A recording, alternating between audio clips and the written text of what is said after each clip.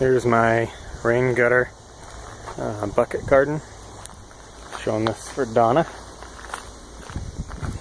So I have this little guy that I bought off Amazon, which is just a regular female, or actually it was a male, but then I got a converter at Home Depot to convert it to a female.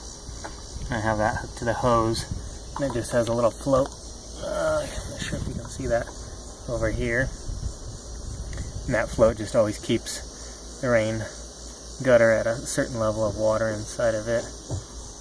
And I just have that attached to my big old rain barrel, but you could attach it to a hose or anything else. Or I've seen them where you just fill it up every day yourself, but they will, on a really, really hot day, it'll drink a full gutter's worth of water. So then each basically bucket has plants in it, like this one's got green beans.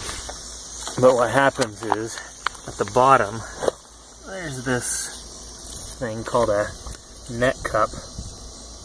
And you can get those at hydroponic stores. But basically down in here, if you can see that, I'm not sure if you can, there's soil down in that cup, and then the cup just has little slits so that the soil can come in contact with the water.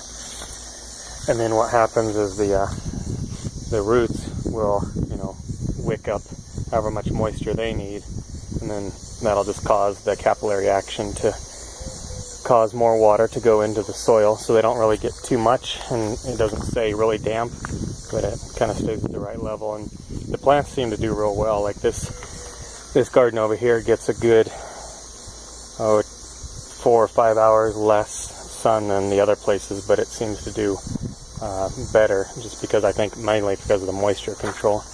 And like this cherry tomato here, it's just in that bucket, and that's all just one cherry tomato, and I was kind of just estimating the other day, it's probably got 250 tomatoes on it. So if you just did a whole gutter's worth of cherry tomatoes, I could easily cover the whole side of this shed just with those. But lots of stuff does really well in here. These leeks, I don't know, it might stay too wet for them. They don't seem to be too terribly happy over here, but they grow fairly well. Peppers and eggplants really do good, and these are plants that they say need a lot of sunlight, but the plant over here that doesn't get near as much sun as the ones over there is probably twice as big, with 3 to 4 times the amount of blossoms and fruit setting on it.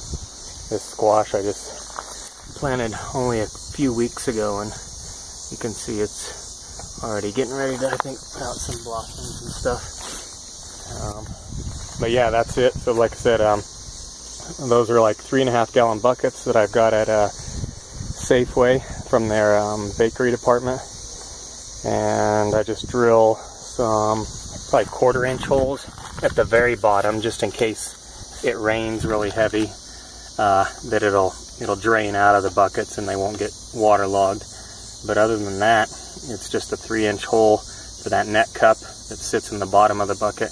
Actually, I think I might have one over here that doesn't have any soil in it. It might be easier to show you. So here's a bucket that doesn't have a net cup at all. Just a hole drilled in it, and it's stuck. But anyways, you can see just, kind of 1/4 inch holes and then a 3-inch hole in the middle. I ended up buying a hole saw to make the holes better. But yeah, here's one. So yeah, just those holes in the bottom. And then that's what the net cup looks like without any soil in it. Just in hydroponics, I think the roots just sit in there and then they grow out through those slits and into the reservoir of the nutrient solution. So, yep, that's it.